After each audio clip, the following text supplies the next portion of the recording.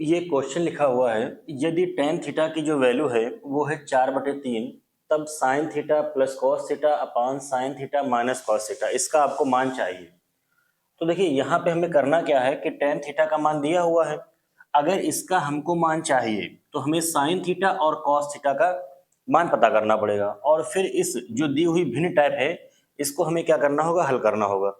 तो अब देखो इस टाइप के क्वेश्चन हम लोग किए हुए हैं कि यहाँ पे देखो हमें दिया क्या है भैया, टेन थीटा बराबर 4/3, यानी कि अगर हम बात करें तो हमको क्या दिया हुआ है, हमें दिया हुआ है लंब बटे आधार, ये हमें दे रखा है। अब हमने क्या किया, एक समकोण त्रिभुज बनाया ए बी सी अपनी मर्जी से, इसमें बी को हमने क्या लिया, समकोण। अब देखो यहाँ से टेन थीटा, थीटा हमने इसको माना तो इसके सामने ये क्या हुआ, लंब, और हमें पता है कि 90 अंश के सामने क्या होता है, कर्ण। तीसरी भुजा जो बचेगी वो आधार होगी, ठीक। तो यहां से देखिए लंब का मान कितना दे रखा है, 4, आधार का मान कितना दे रखा है, 3। अब हमें निकालना क्या है, कर्ण। तो हम यहां से लिखेंगे समकोण त्रिभुज ए बी सी में, ठीक, पाइथागोरस प्रमेय से,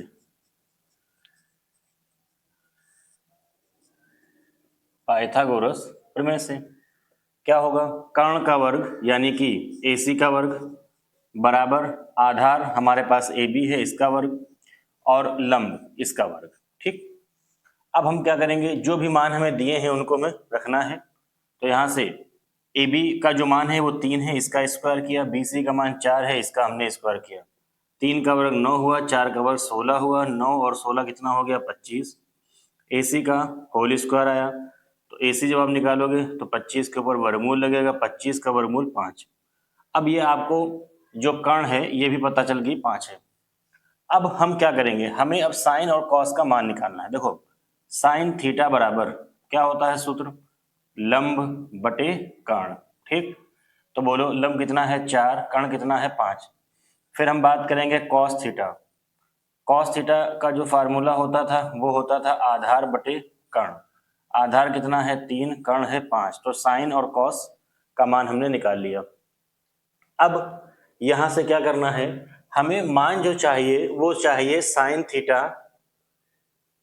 plus cos theta upon sine theta minus cos theta, हमें इसका मान चाहिए, ठीक है।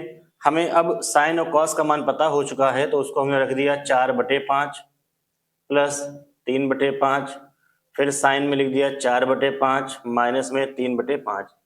यहाँ से आपने एलसीएम 5 लिया, 4 + 3 हुआ, यहाँ से एलसीएम 5 लिया, 4 - 3 हुआ, 5 से 5 कैंसिल हुआ, 4 और 3 7 हुआ, 4 में से 3 गया 1, यानी कि जो आंसर आएगा वो हमारा कितना आएगा, 7।